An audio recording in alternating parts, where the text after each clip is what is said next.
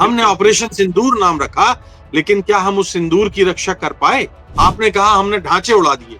अरे ढांचे तो उड़ा दिए, मगर जिन ढांचों में जो मानसिकता पल रही थी, जो आतंकवादी थे, उनको तो पाकिस्तान ने पहले ही कहीं छिपा दिया था।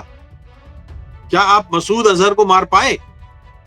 क्या आप हाफिज सईद को मार पाए? जश्न पाकिस्तान में हुए हैं, पटाखे आतिशबाजी पाकिस्तान में हुई है, नारे जुलूस पाकिस्तान में हुए हैं, आसिम मुनीर की जय जय पाकिस्तान में हुई है, शहबाज शरीफ की जय जय पाकिस्तान में हुई है।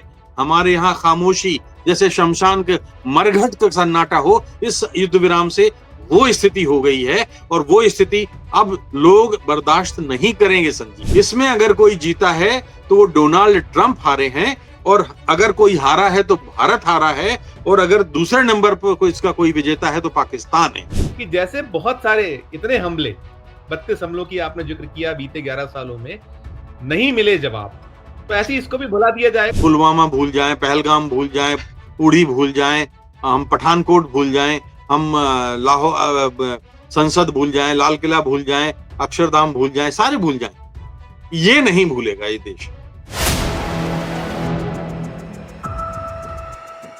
नमस्कार, मैं हूं संजीव श्रीवास्तव। आप देख रहे हैं 4 PM न्यूज नेटवर्क। मित्रों, पहलगाम हमले के बाद भारत को मिले एक बेहद बेहद सुनहरे अवसर, और ऑपरेशन सिंदूर के बीच अनायास सीज फायर की खबर बीती शाम आई। और सबसे ज्यादा हैरत की बात यह रही कि यूएस ने, अमेरिका ने ये स्पष्ट किया कि सीज फायर के लिए उसने जो प्रयास किए थे वो पूर्ण हो गए हैं, और दोनों देश, भारत और पाकिस्तान, राजी हो गए। और इसके बाद भारत ने देश को सूचना दी कि सीज फायर हम कर रहे हैं, सीज फायर हो गया है। फिर हमने ये भी देखा कि रात में कुछ पाकिस्तान जिस तरीके से एक फितरत उसकी है, जो हरकतें वो करता है, उसने फिर वो की।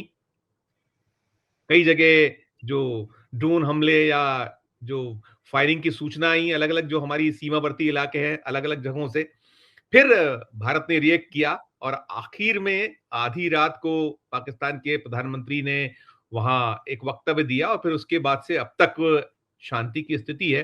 लेकिन कुल मिलाकर ये जो सीज फायर की सूचना है, इसने सबसे ज्यादा किसी को हैरान किया है तो वो सेना के जो पूर्व प्रमुख हैं, कई पूर्व प्रमुख, उन्होंने विस्मय जताया है। और कहीं ना कहीं उसमें ध्वनि ये है कि एक बहुत अच्छा अवसर था हमारे पास, और आखिर ये सब क्यों हुआ, और बहुत सारे सवाल इसे लेकर हो रहे हैं। अभी तो बहुत सारी समीक्षा होगी, बहुत सारी बातें होंगी, पूरी की पूरी जो 5 दिन का दौर रहा उससे जुड़ी भी बहुत सारी सूचना आनी है। इसके अलावा पहलगाम का जो आतंकवादी हमला था, जिसे लेकर विदेश सचिव मिस्टर मिस्री हैं, उन्होंने बताया था कि पहचान कर ली गई है उन आतंकवादियों के, उनके बारे में पुख्ता और प्रमाण मिल गए हैं, सूचनाएं मिल गई, तो वो अभी खुलासा होगा। इन सब के बीच अब देश में कहीं मांग यही है कि तत्काल एक तो सर्वदलीय बैठक हो और साथ में संसद का सत्र बुलाया जाए।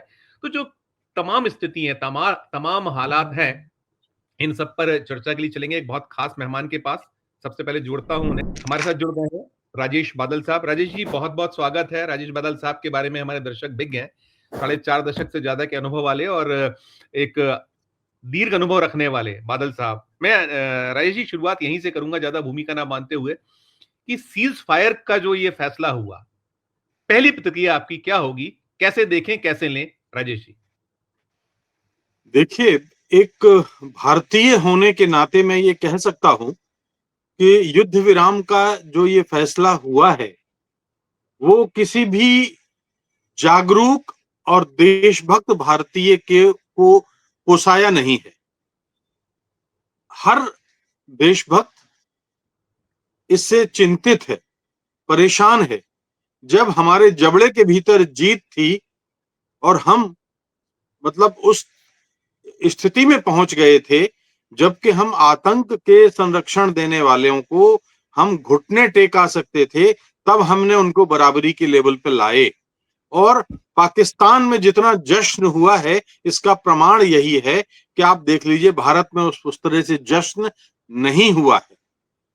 मैं आपको कहता हूं और बार बार कहता हूं कि हालांकि जंग किसी मसले का समाधान नहीं है, जंग अपने आप में एक समस्या है, तो कोई जो समस्या हो वो समस्या हल नहीं हो सकती।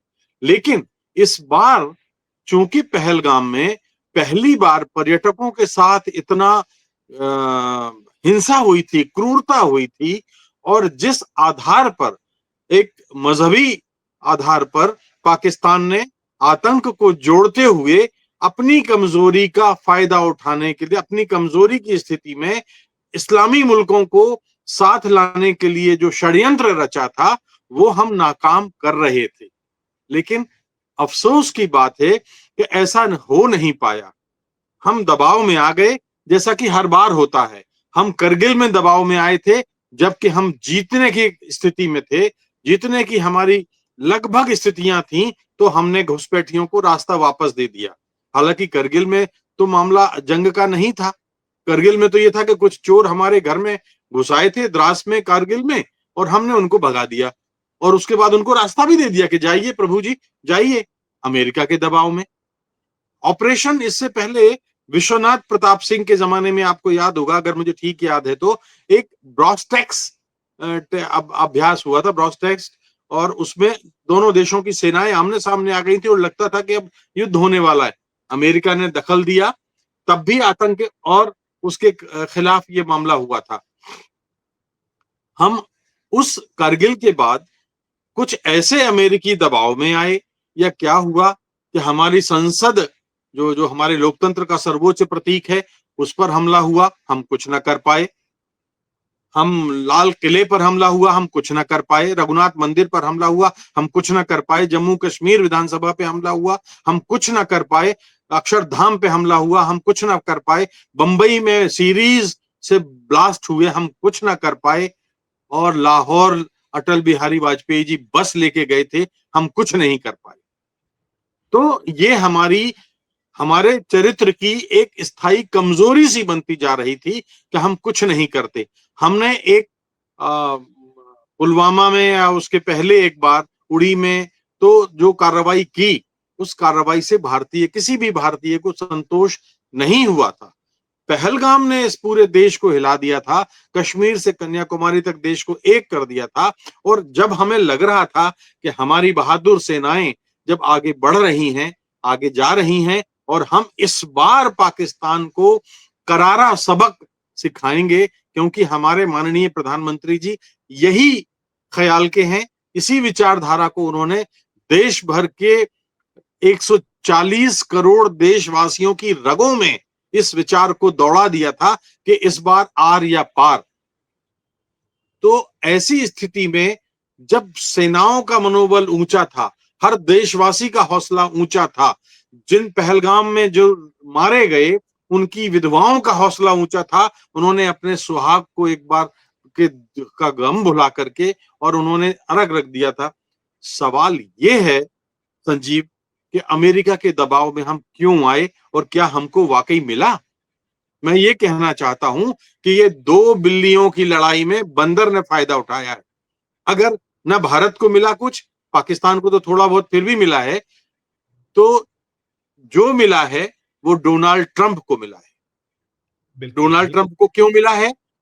क्योंकि डोनाल्ड ट्रंप दोबारा अपनी गद्दी पर आने के बाद अपने सर्वाधिक लोकप्रियता के निम्नतम शिखर पर, निम्नतम बिंदु पर आ गए थे, और अमेरिका में ही उनके खिलाफ कई प्रदेशों में प्रदर्शन हुए थे।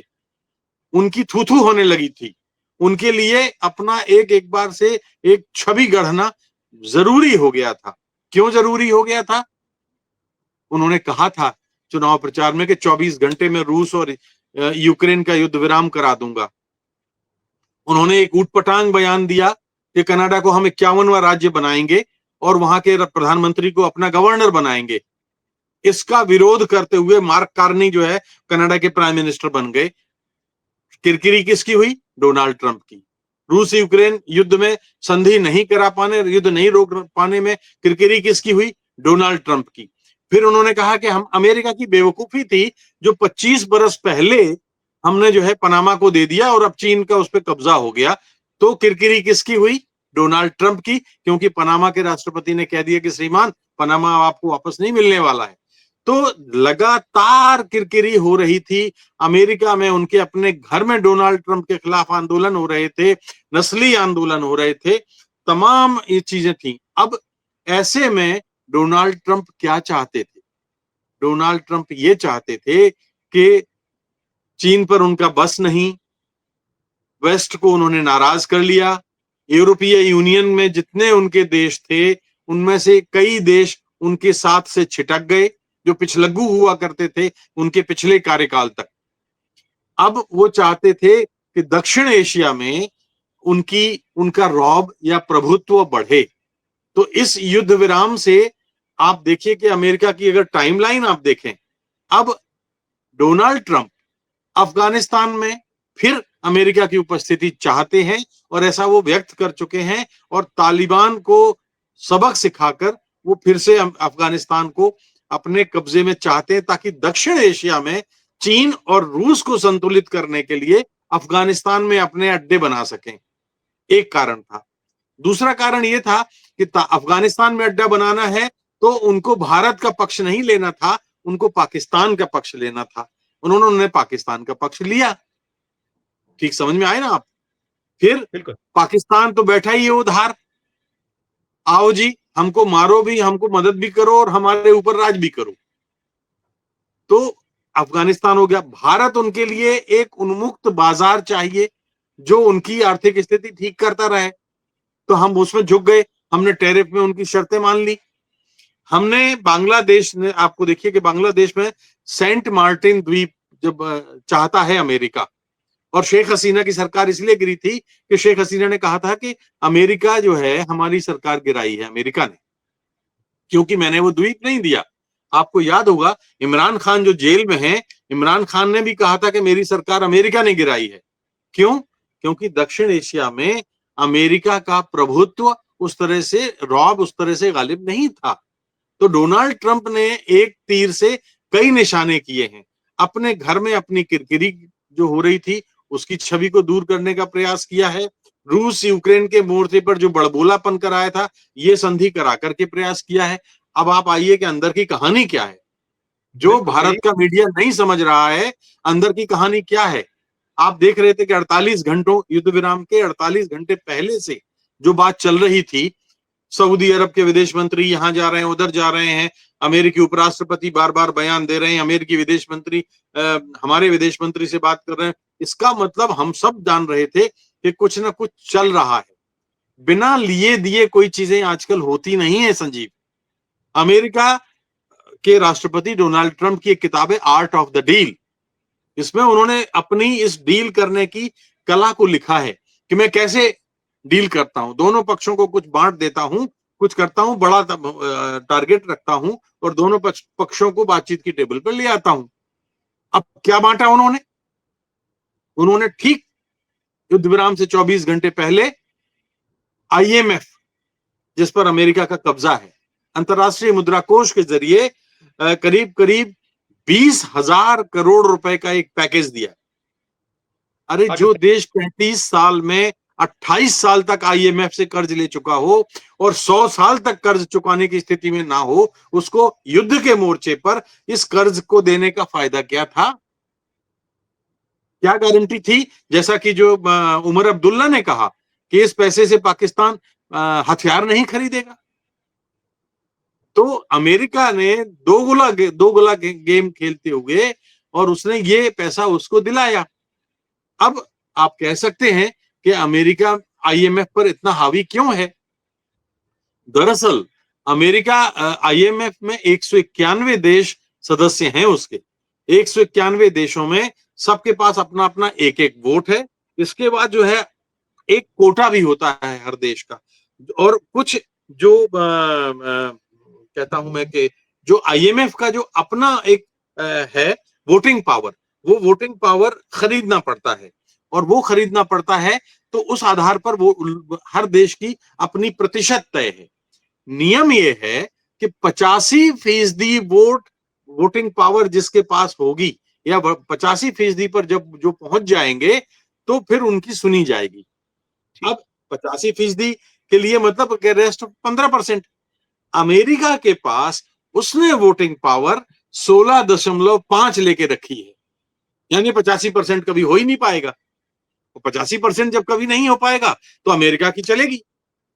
ये धौंस, भारत का वोटिंग पावर सिर्फ 2.75% है और पाकिस्तान का जो वोटिंग पावर है 0.43 है। तो इस तरह से जिस संस्था पर उसका कब्जा था, आईएमएफ के जरिए पाकिस्तान से कहा कि तुमको पैसा चाहिए, तुम भिखारी हो, तुम भूखों मर रहे हो, लो पैसा लो। 8,500 करोड़ का तो तत्काल जारी भी कर दिया। और भारत से क्या कहा, आप तो सम्मान के पीछे मरते हो, तो आपने जो है जब युद्धों में संधि सस्पेंड नहीं की तो विश्व बैंक में भी अमेरिका का दखल है। वर्ल्ड बैंक ने कह दिया कि भैया हम भारत की जो जो जो, जो सिंधु जल संधि है वो जो रोकी है वो हम उसमें दखल नहीं देंगे। यानी तुमको भी कुछ दे दिया टुकड़ा, तुमको भी कुछ टुकड़ा दे दिया, तो ये टुकड़ा जो है, जो दो बिल्लियों की कहानी में हम सुनते थे कि टुकड़े बांटते लेते लेते बंदर खुद खा गया, यहाँ बंदर ने टुकड़े बांट दिए। 2 बंदरों की लड़ाई में बिल्ली का फायदा, बिल्ली का फायदा हुआ। इसमें अगर कोई जीता है तो वो डोनाल्ड ट्रंप हारे हैं, और अगर कोई हारा है तो भारत हारा है, और अगर दूसरे नंबर पर कोई इसका कोई विजेता है तो पाकिस्तान है। जश्न पाकिस्तान में हुए हैं, पटाखे आतिशबाजी पाकिस्तान में हुई है, नारे जुलूस पाकिस्तान में हुए हैं, आसिम मुनीर की जय जय पाकिस्तान में हुई है, शहबाज शरीफ की जय जय पाकिस्तान में हुई है। हमारे यहाँ खामोशी जैसे शमशान के मरघट का सन्नाटा हो, इस युद्ध विराम से वो स्थिति हो गई है, और वो स्थिति अब लोग बर्दाश्त नहीं करेंगे संजीव, क्योंकि आपने इस हद तक उन्माद की स्थिति बना दी थी। मैं बार बार कहता हूं कि जंग किसी मसले का समाधान नहीं है, जंग अपने आप में समस्या है, जंग से समस्या हल नहीं होती है। लेकिन हमने भी इस देश के 140 करोड़ एक एक आदमी ने यह स्वीकार कर लिया था कि पहलगाम में इस बार जो हुआ है अब हम इसका बदला लेके रहेंगे, और इस बार निर्णायक स्थिति होगी, और इसके लिए हमारी केंद्र सरकार और उन्हें, मैं आप देख लीजिए फुटेज उठा के कि जो बैठक हो रही है उसमें हमारे सेना अध्यक्षों के चेहरे कैसे हैं। मजबूरी में स्वीकार किया गया है संधि विराम, युद्ध विराम, और इसका नतीजा भुगतना पड़ेगा हमें आगे। क्योंकि देखिएगा, करगिल के बाद युद्ध विराम टूटा, उससे पहले 71 के बाद युद्ध विराम टूटा, उससे पहले जितने बार भी युद्ध विराम हुआ टूटा, और हर बार पाकिस्तान ने तोड़ा। इसके बाद जितने भी, पुलवामा के बाद युद्ध विराम टूटा, इसके बाद युद्ध विराम टूटा, पहलगाम के बाद अभी जो टूटा है वो भी पाकिस्तान ने किया है, हमने तो नहीं तोड़ा। तो हम एक ऐसे मोड़ पर खड़े हैं जहां हमें एक बार राष्ट्रीय हित को ध्यान में रखते हुए सोचना पड़ेगा कि वास्तव में हमने पाया क्या। हमने ऑपरेशन सिंदूर नाम रखा, लेकिन क्या हम उस सिंदूर की रक्षा कर पाए? आपने कहा हमने ढांचे उड़ा दिए, अरे ढांचे तो उड़ा दिए, मगर जिन ढांचों में जो मानसिकता पल रही थी, जो आतंकवादी थे, उनको तो पाकिस्तान ने पहले ही कहीं छिपा दिया था। क्या आप मसूद अजहर को मार पाए? क्या आप हाफिज सईद को मार पाए? अमेरिका में बैठे इतने हजारों किलोमीटर दूर उनकी फौज ने ओसामा बिन लादेन को मारा था कि नहीं मारा था? आप तो बगल में रहते हुए 50 किलोमीटर 100 किलोमीटर पर जो जहां उनके वो लोग थे 200 किलोमीटर 250 किलोमीटर पे थे, वो नहीं मार पाए। ये एक गुस्सा इस देश में है, और इसका हमें बड़ी जल्दी भरपाई करनी पड़ेगी, अन्यथा इस युद्ध विराम का कोई मतलब नहीं है संजीव। नहीं, बिल्कुल बिल्कुल राइट सर, आपने बहुत सारी चीजें बताई, लेकिन वही सवाल है जैसे हम पढ़ रहे थे, जनरल वीपी मलिक का एक एक्स हमने देखा, उन्होंने लिखा है और वही सवाल उठाया है कि मतलब सबसे बड़ा सवाल ये कि मिला क्या हमें, क्या भारत लाभ हासिल कर सका। ऐसे ही हमने जनरल मनोज नरवणे जी को सुना, उन्होंने कहा तीसरी बार ऐसा होगा जो आप चीजें करें। तो क्या आप एक चीज तो कह रहे हैं कि ठीक है कि आपको वो टुकड़ा डाल दिया गया, वो संधि को कंटिन्यू कर दिया गया, लेकिन और जब हमने देखा था कि यूक्रेन के जो चीफ थे, प्रमुख थे, कैसे उन्होंने दो दो हाथ कर लिए थे, बिना खाना खाए वो निकल आए थे, उन्होंने कह दिया था डोनाल्ड ट्रंप से, भिड़ गए थे सीधे सीधे। तो यहां जो है, जब हम विश्व गुरु और तमाम बातें करते हैं, तो मजबूरी क्या नजर आई, क्या दिखा आपको? देखिए, आपने वीपी मलिक का जिक्र किया है। वीपी मलिक ने करगिल के बाद अपनी एक कहानी लिखी है सारी, एक बड़ी शानदार किताब है, बड़ी चर्चित किताब है, और पूरी प्रामाणिक और तथ्यात्मक किताब है। वीपी मलिक उसमें लिखते हैं कि उस वक्त अटल बिहारी वाजपेयी की सरकार थी, अटल बिहारी वाजपेयी प्राइम मिनिस्टर थे, और जब करगिल समाप्त हो गया तो अटल बिहारी वाजपेयी ने तीनों सेनाध्यक्षों से निवेदन किया कि आप आइए संसद के सेंट्रल हॉल में, हम जो है हमारे सांसदों को आप बताइए कि करगिल आपने कैसे जीता।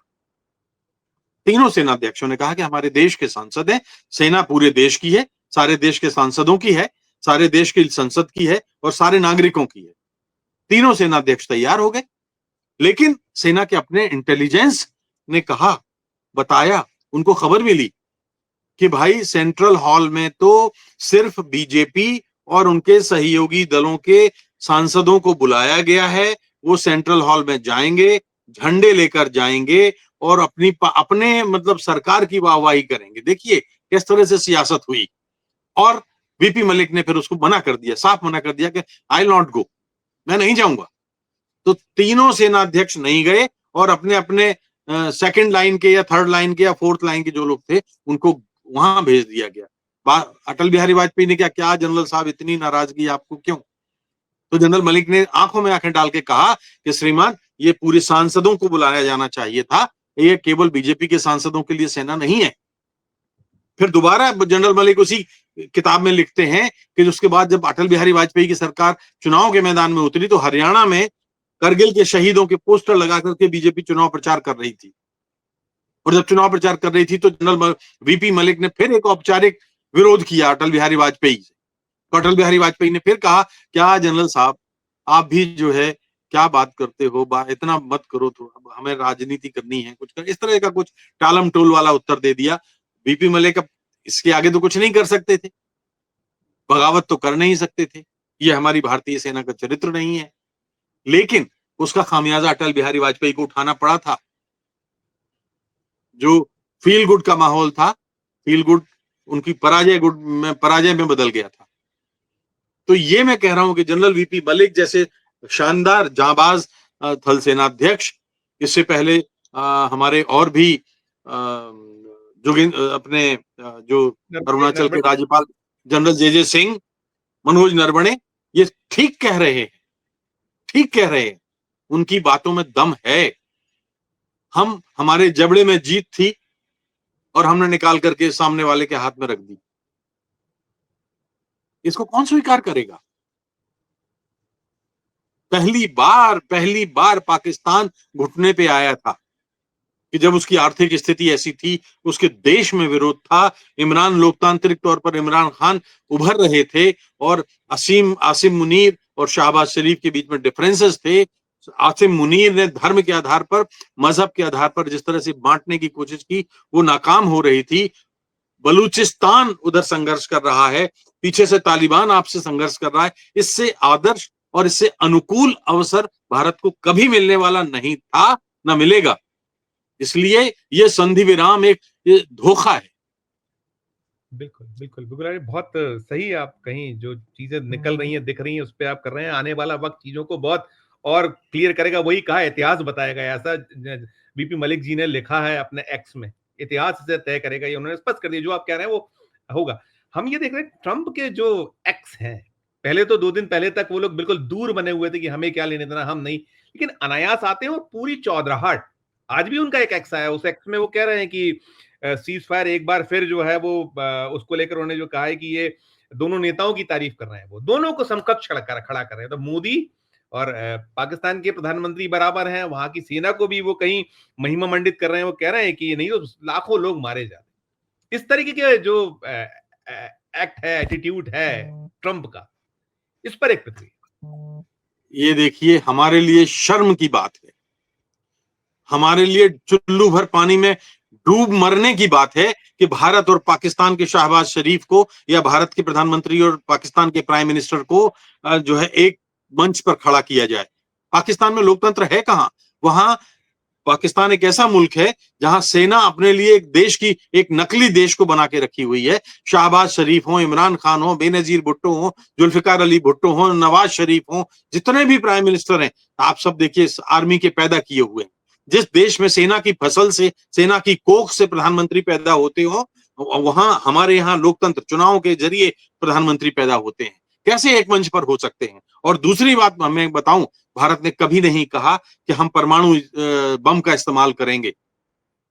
1945 में हिरोशिमा और नागासाकी पर हमले के बाद सारी दुनिया ने परमाणु के विनाशकारी स्वरूप को देख लिया है, और आज जो देश परमाणु बम की बात करेगा वो इस दुनिया के से अलग कहीं दूर एक निर्जन बियाबान में चला जाएगा, जहां कोई उसको पानी के लिए नहीं पूछेगा। और ये पाकिस्तान एक ऐसा मुल्क है जो बार बार परमाणु बम की धमकी देता है। हमारे पास 130 परमाणु बम है।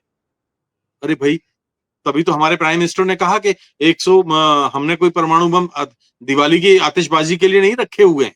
लेकिन मैं ये कह रहा हूं कि हम एक मंच, एक प्लेटफॉर्म पे खड़े नहीं हो सकते। एक देश वो है, नकली देश है, जो सेना के द्वारा संचालित है, वो कहता है कि हमारे पास परमाणु बम है। एक बार नहीं, दो बार नहीं, तीन बार नहीं, परमाणु बम के होने का भय वो अपने देश पर दिखाए। हम क्यों भय में आए? हम भय में आ गए लगता है, या ट्रंप को उसने दिखाया। तो ट्रंप को तो सोचने की बात है कि जो एक ऐसा शरारती देश है, बदमाश देश है, जो उन्माद पैदा करता है परमाणु बम का और युद्ध का, उसके बराबर भारत को रख रहे हैं। कैसे रख सकते हैं? और सुनिए, एक बार नहीं, दो बार नहीं, तीन बार नहीं, पिछले 25 वर्षों में पाकिस्तान ने छाती ठोक के कहा है कि हां, हम आतंकवादी बनाते हैं। ख्वाजा आसिफ ने अभी बरतानवी अखबार के साथ, इसका स्काई न्यूज था शायद, अगर मुझे ठीक याद है तो, स्काई न्यूज में कहा कि हम आतंकवादी, हमसे गलत, हम 30 साल से डर्टी गेम खेल रहे हैं या क्या कर रहे हैं, ऐसा कुछ कहा। डर्टी शब्द का इस्तेमाल किया था, और कि हम आतंकवादियों की फसल पाल पोस रहे हैं। शहबाज शरीफ कह चुके हैं, उनके भाई नवाज शरीफ कह चुके हैं, उनके उससे पहले जनरल परवेज मुशर्रफ कह चुके हैं, दो तीन तीन बार टेलीविजन इंटरव्यू में, कि हाँ, हमने आतंकवादियों को ट्रेनिंग कैंप दिया, हमने उनके संरक्षण दिया, हमने उनके हथियार दिए, हमने उनको हथियार चलाना सिखाया। ये जनरल परवेज मुशर्रफ ने कहा है। इमरान खान ने कहा है।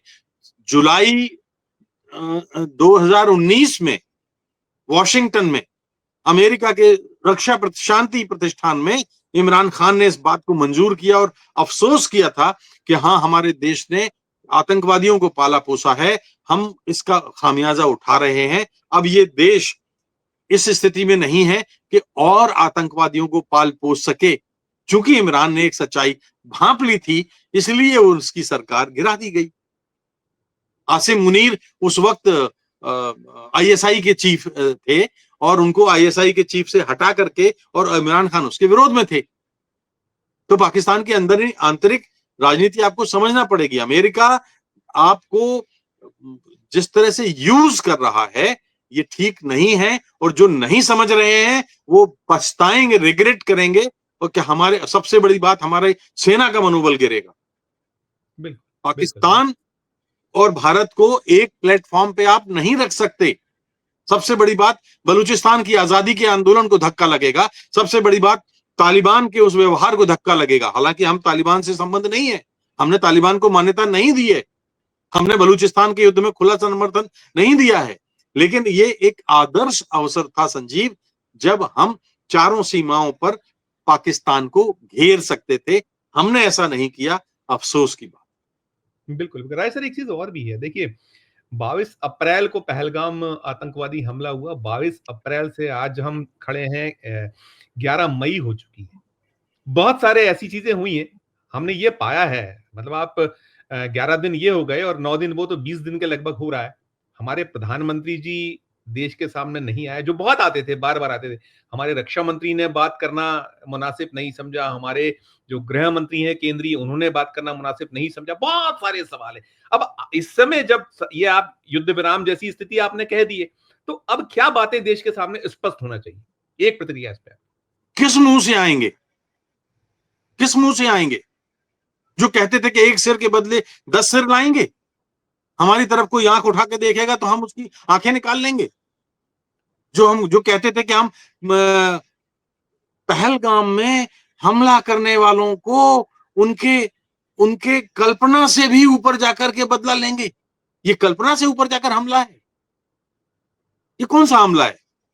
ये रवैया है? अरे, हमारी सेना को तैयार होने में 10 दिन लगा। 10 दिन उनको शायद खुद हमारे पॉलिटिकल आकाओं को लगा होगा, हमारी सेना को तो लगने करने की जरूरत नहीं है कि अब जब शादी तय हो जाएगी तब पंडाल बुक करेंगे, तब शामियाना बुक करेंगे और तब हलवाई बुक करेंगे। तब ये जो है हमारी सेना हरदम तैयार रहती है। हमें हमें अपने सेना पर गर्व है। और मैं बताऊं कैसे अटल बिहारी वाजपेयी एनडीए की सरकार को लीड कर रहे थे।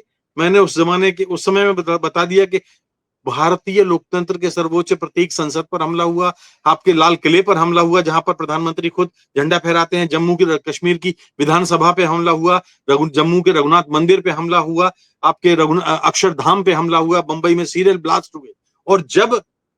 और सुनाता हूं, जब नरेंद्र मोदी सत्ता में आए, जिस दिन उन्होंने शपथ ली थी 11 साल पहले, उस दिन ब्लास्ट हुआ था।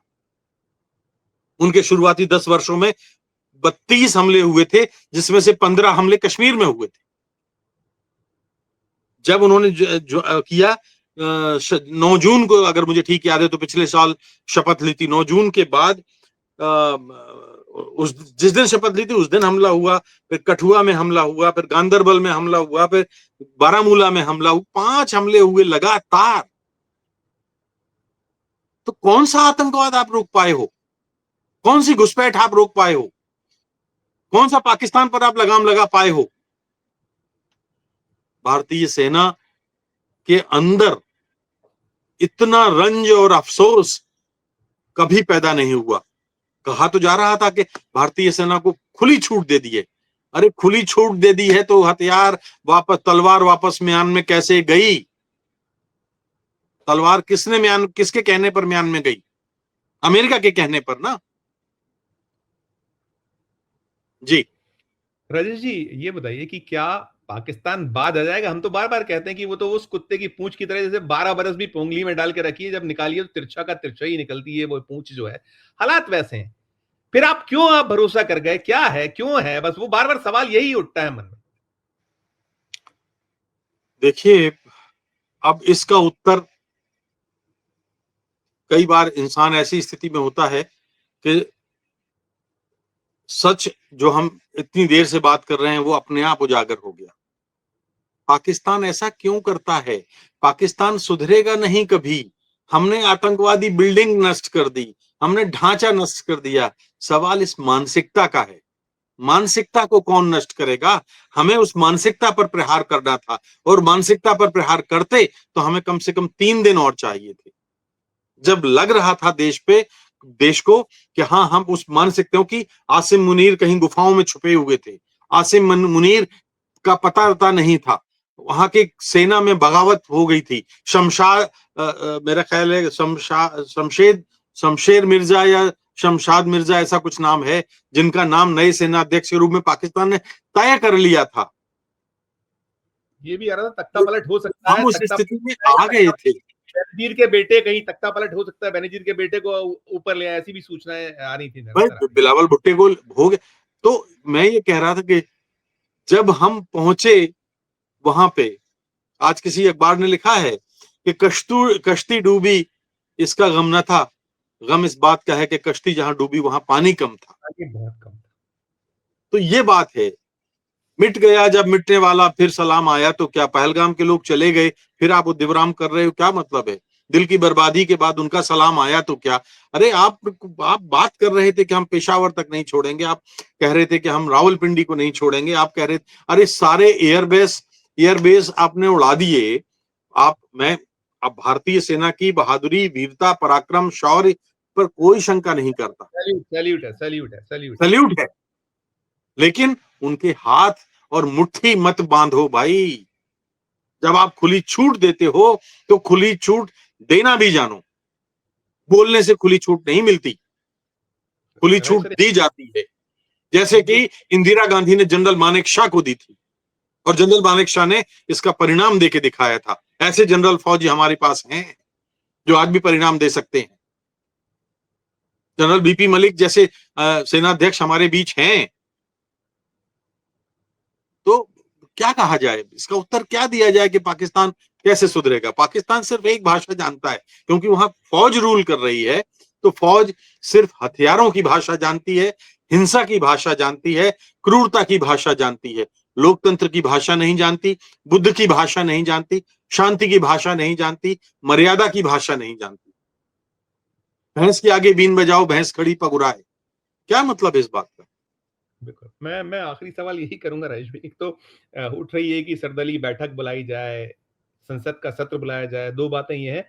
और थर्ड वन, जितनी हमने बातें की, आपकी बातों से निकलता है या हम पाते हैं कि जैसे बहुत सारे इतने हमले, 32 हमलों की आपने ज़िक्र किया बीते 11 सालों में, नहीं मिले जवाब। तो ऐसे ही इसको भी भुला दिया जाएगा और साथ-साथ फिर वही जो राजनीति होती है, अभी बिहार का चुनाव, बिहार के अगले साल चुनाव, उसमें भरपूर इसका उपयोग किया जाएगा। सारा मिला के एक सम अप मैं चाहूँगा। देखिए, मैं मुझे शर्म आएगी कि अगर इसका कोई सियासी फायदा या सियासत से जोड़ा जाए या चुनाव इंतखाबात से इसकी तुलना की जाए। बिल्कुल नहीं। ये सिर्फ और सिर्फ देश हित की बात है। पाकिस्तान नहीं मानेगा। आप मान के चलिए, पाकिस्तान 6 महीने, अब चूंकि 8,500 करोड़ रुपया भारत में, यानी पाकिस्तान का लगभग 13,000 करोड़ रुपया उनको मिल गया है। बाकी 11,500 करोड़ यानी पाकिस्तान की 16-17,000 करोड़ रुपया अभी उनको और मिल जाएंगे 28 किस्तों में। तो वो तो फिर सांप बिल में से फिर निकलेगा। आप किसी बहते हुए सांप, वो कहानी मालूम है ना आपको, सांप और साधु की। एक सांप बहते हुए जा रहा था, साधु ने उसको बचाया और उठा लिया और उसको पानी से निकाल दिया। उसने साधु के हाथ में काट लिया, साधु ने फिर उसको फेंक दिया। फिर साधु वो सांप बहने लगा, बोला बचाओ बचाओ, फिर उसने निकाला, फिर उसने साधु को दूसरे हाथ में काट लिया। तो ये फर्क होता है चरित्र का। ये चरित्र है पाकिस्तान का। वो बिना हथियार के, बिना हिंसा के, बिना टेरर के, बिना क्रूरता के, बिना मजहबी उन्माद के रह ही नहीं सकता। आपको मुकाबला करना है, और मुकाबला आप कैसे करेंगे, ये मुझे लगता है कि अभी ज्यादा दिन इंतजार नहीं करना पड़ेगा संजीव। कुछ दिन बाद फिर पाकिस्तान आपको मौका देगा। लेकिन कितने बार अमेरिका के गिड़गिड़ाओगे आप दरवाजे पे जाके? बंदर तो रोटी लेके भाग गया, बंदर ने टुकड़े डाल दिए, बंदर ने अपनी इमेज अच्छी बना ली। आज आपने देखा होगा, पुतिन ने कहा है कि हम और यूक्रेन आपस में बात करके युद्ध विराम कर लेंगे, आप श्रीमान दूर रहिए। हमारे मित्रों को झटका लगा है इस बात से। बहुत बहुत ये एक अफसोस हुआ है इस देश को।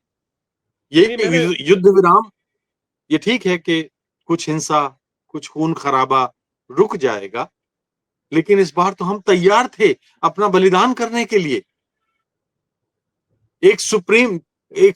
हाई कोर्ट के एक जस्टिस ने कहा कि मैं बॉर्डर पे जाना चाहता हूं। बताइए, इससे बात और अधिक क्या हो सकती है? पूरा मानस बना हुआ था, तैयार था, बना पूरा हुआ था। देश बार बार सपोर्ट नहीं करता आपको, काठ की हांडी एक बार चढ़ती है। बिल्कुल बिल्कुल। ये देश सदमे में है। सवालों के जवाब मिल पाएंगे। जैसा मैंने कहा, जैसे बहुत सारे सवाल अनुत्तरित हैं, नहीं पता चलता कि 600 किलो आरडीएक्स कहां से आया था, या और चीजें ऐसी हैं। यहाँ भी ये कुछ दिन में भुला दिया जाएगा। देश वैसे भी उसकी जो हमारा जो एक मस्तिष्क पटल है, उसमें उसको धीरे धीरे वो उतरते चले जाता है हमारे उससे। जैन संजीव, ये आघात ऐसा लगा है कि ये मस्तिष्क से नहीं निकलेगा। जो आपके लैपटॉप में, जो सॉफ्टवेयर में, जो हार्ड ड्राइव में जो चीजें चली जाती हैं, वो आसानी से डिलीट नहीं होती। हार्ड ड्राइव अगर क्रैश कर जाए तो उसको उसको क्या कहते हैं, उसको वापस रिट्रीव करना आसान नहीं होता। तो ये चीजें हमारे हार्ड ड्राइव में, दिमाग के हार्ड ड्राइव में है। सॉफ्ट ड्राइव में होते तो शायद डिलीट भी हो जाती, तो जैसे कि अब तक होती रही हैं। ये घटना मुझे लगता है, बार बार हम कह रहे थे कि 71 के बाद 54 साल में पहली बार ऐसी नौबत आई है, तो ये हमारे हार्ड ड्राइव में है। 71 की घटना, हमने जो जीत हासिल की वो हमारे हार्ड ड्राइव में है। हमने जो पाकिस्तान को सबक सिखाया था 1971 में, वो हमारे हार्ड ड्राइव में है। ये सॉफ्ट ड्राइव के हैं, बीच के पुलवामा भूल जाएं, पहलगाम भूल जाएं, उड़ी भूल जाएं, हम पठानकोट भूल जाएं, हम लाहौर संसद भूल जाएं, लाल किला भूल जाएं, अक्षरधाम भूल जाएं, सारे भूल जाएं। ये नहीं भूलेगा ये देश। जी, बहुत अच्छी आपने एक पूरा समीक्षात्मक जो एक वो था, आपने कंप्लीटली उसको स्पष्ट कर दिया कि समझ ही नहीं आया कि ऐसी क्या मजबूरी थी। हम नहीं कह रहे थे, हम युद्ध के सभी लोग खिलाफ थे, लेकिन जो आप ऑपरेशन सिंदूर चला रहे थे या जिस तरीके से आपको अवसर थे, तो ऐसे में शायद हम, मुझे लगता है जो आप कह रहे हैं उसमें ये भी सार है कि कुछ जल्दबाजी कर गए या जो अमेरिका के दबाव में आ गए, इस तरीके का जो आपका है। निश्चित तौर पर जो बहुत सारे सवाल हैं, इनके जवाब अब आने वाले वक्त में निकलेंगे, साफ होंगे कि पीछे आखिर निहितार्थ थे क्या। एक अच्छी और शानदार जो आपने चर्चा की हमारे साथ और हमारे दर्शकों को समझाया, आपका बहुत बहुत शुक्रिया, बहुत बहुत आभार राजेश बादल साहब। धन्यवाद संजीव। तो ये थे राजेश बादल साहब जो स्पष्ट कर रहे थे ये जो सीज फायर है के निहितार्थ उन्होंने समझाया, और कई चीजें जो बहुत सारे प्रश्न हैं जनरल वीपी मलिक साहब से लेकर तमाम जो सेना के पूर्व अध्यक्ष उठा रहे हैं, नहीं समझ पा रहा है देश, तो देखिए इसमें और आगे चीजें हैं, निकलती चली जाएंगी। और कहीं ना कहीं सवाल तो ये खड़ा हुआ ही है कि आखिर इतनी जल्दबाजी या अमेरिका के दबाव में हम आ क्यों गए। इस चर्चा में इतना ही। हम फिर किसी नए विषय, किसी नए मुद्दे के साथ ऐसी चर्चा लेकर आप तक हाजिर होते रहेंगे। हमारा अनुरोध जो अंत में होता है, आपकी अपनी क्या राय है इस सीज फायर पर, हमारे इस वीडियो के कमेंट बॉक्स में जाकर जरूर प्रकट कीजिएगा। और हमारी चर्चा अच्छी लगे तो चैनल को लाइक कीजिएगा, सब्सक्राइब कीजिएगा, ज्वाइन का बटन दबाइएगा तो और हमारी हौसला अफजाई होगी। प्यार और स्नेह बनाए रखिए और देखते रहिए 4 PM न्यूज नेटवर्क। धन्यवाद, नमस्कार।